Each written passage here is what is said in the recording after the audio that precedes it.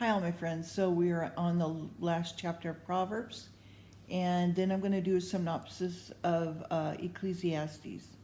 Right? Is that the next one? Yeah. And then we'll be in the Song of Solomon, which is very provocative.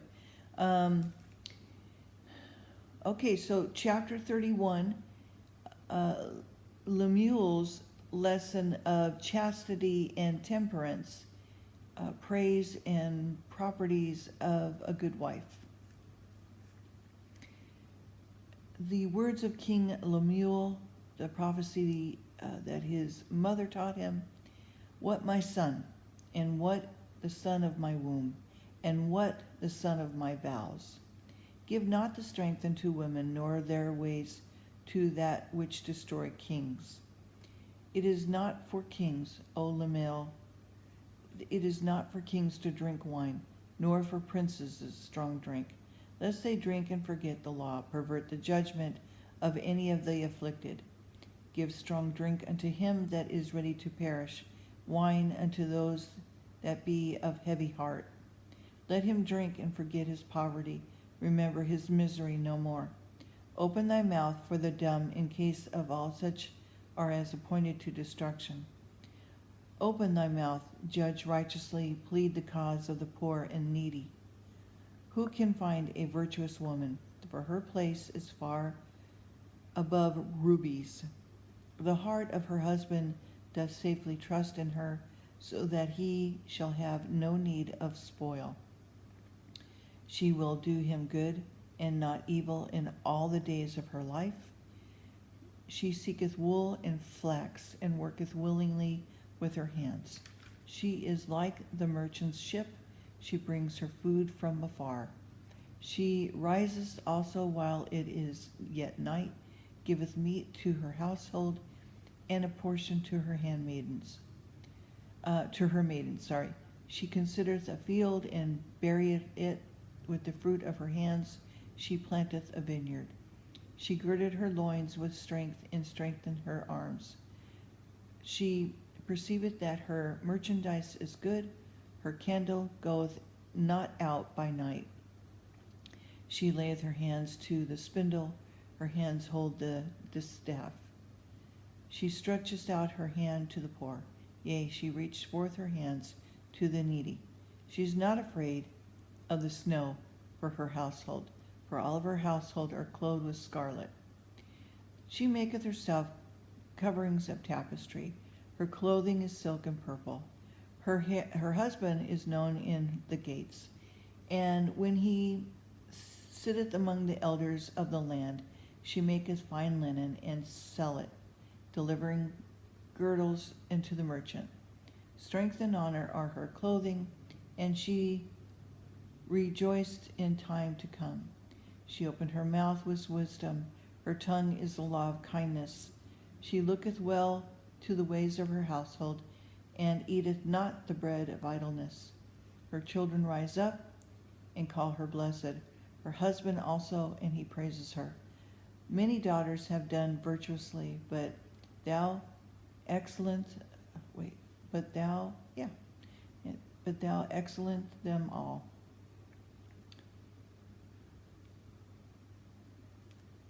I'm sorry, I had the page wrinkled here.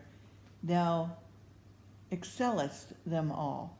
Favor is deceitful, and the beauty is vain, but a woman that feareth the Lord, she shall be praised.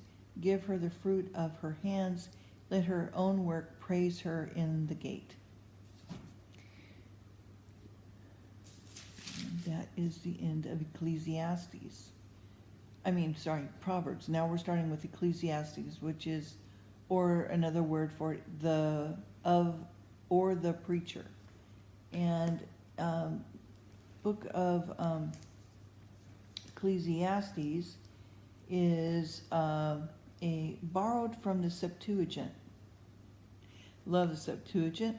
There's not one iota of a mistake in the Septuagint. Jesus used the Septuagint, so did the disciples. We are to read that, and also the book of Enoch and the apocryphal books, but it's not here, it's not in my King James, which is really a bummer. for me. But anyway, sorry, I digress. In the Hebrew Bible, it's called the Koheleth. The meaning of this word is somehow disputed, but it is rendered in the English version as preacher, or one who addresses an assembly. The author is commonly ascribed to Solomon, chapters 1 and 2. Many of the experiences related seem to correspond to those likely to have happened in his life, judging from the bare outline of his history founded in the Bible. Key words are vanity and under the sun. Each expression occurs more than 25 times. We have to remember there's a lot of symbolism in the Bible, and we need to learn about what those symbolisms are. The book contains the reflections and experiences of a philosopher whose mind was in conflict over the problems of life. After speaking with disillusionments that had come to him, he presents a view of Epicurean materialists that there is nothing better than the carnal enjoyment of the pleasures of life. As an idea reappears throughout the book, it is quite evident that the writer was struggling with it, and while at the same time he was uttering profound truths concerning man's duty and obligations to God. At least he seemed to emerge from his speculations and doubts and reaches the noble conclusion in chapters 12 and 13. Fear God and keep his commandments, for this is the whole duty of man. So the introductions, reflections on the monotonous rounds of life. There's a search that happens for the natural man to satisfy, to get satisfaction and happiness. And I mean, that's, just kind of a part of our nature is to please ourselves, and to go after pleasures, because that's what we know. But if we have our eyes on the Lord and not of earth, then he becomes more important than, looking for pleasures to please yourself. Let's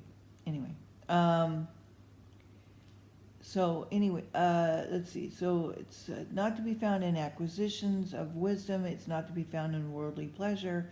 It's not to be found in the art of agriculture, and it's not to be found in great possessions. So the conclusion is a wise man is superior to a fool, or of the Epicurean, there is nothing better than to eat and drink and enjoy life. The nature's man's view of weary round of life. There's time for everything. Conclusion of the materialist. The study of the social evils apart from faith. Conclusion, all is vanity and vexation of spirit. Advices concerning religious duties, the vanity of riches. And conclusion, eat, drink, and enjoy life. The vanity of long life, series of wise sayings, conclusion concerning the evil woman, civil duties, uncertainty of life, certainty of divine judgment, and the injustices of life. Epicurean conclusion, the work of God and man, verses 16 and 17. Things that happen to the righteous and the wicked. The grave is the goal of life. Man is a creature of circumstance. The Epicurean conclusion, let us eat, drink, for tomorrow we die. Wisdom is prominent throughout, often unappreciated. Various wise sayings, contrast between wisdom and folly. Advices concerning benevolences, advice to the young, a political description of old age, the closing words of the preacher, and the final conclusion concerning highest duty of man. So that is the synopsis of the book we're going to be reading. And I can get to it. Okay, so maybe I have time for one chapter here. Okay, Ecclesiastes. Preacher shows that all things here below are vain. The words of the preacher, the son of David, king in Jerusalem. Vanity of vanities, saith the preacher, vanity of vanities, all is vanity. What profit hath a man of all of his labor which he taketh under the sun? One generation passes away, another generation cometh, but the earth abideth forever. The sun also rises, the sun goes down, and hastens to its place where he arose. The wind goeth toward the south, turneth about to the north. It whirled about continually. The wind returneth again according to his circuits. Read the book of Enoch. You'll find out where it comes from. All the rivers run into the sea, yet the sea is not full. Into the place whence the rivers come, thither they return again. All things are full of labor. Man cannot utter it. The eye is not satisfied and seeing, nor the ear filled with hearing. The thing that had been is, and that shall be, that which is done, and that which shall be done. There is no new thing under the sun. And is there anything whereof it may be said, see, this is new? It hath been already of old time, which was before us. There is no remembrance of former things, neither shall there be any remembrance of things that are to come with those that shall come after.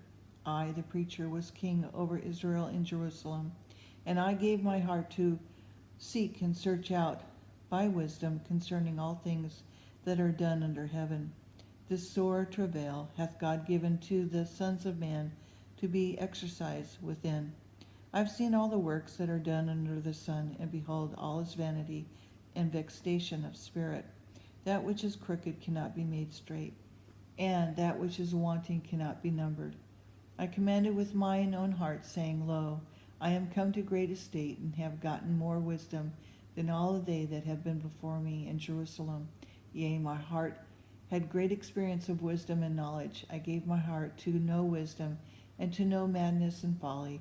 I perceive that this is also vexation of spirit. For in much wisdom is much grief, and he that increases knowledge increases sorrow. And there I will stop. Until tomorrow. Okay, so I hope that you have a blessed day. I hope this reading and synopsis was a blessing to you. Give me a thumbs up, like, and subscribe. Take care, folks. Till the next time. Bye.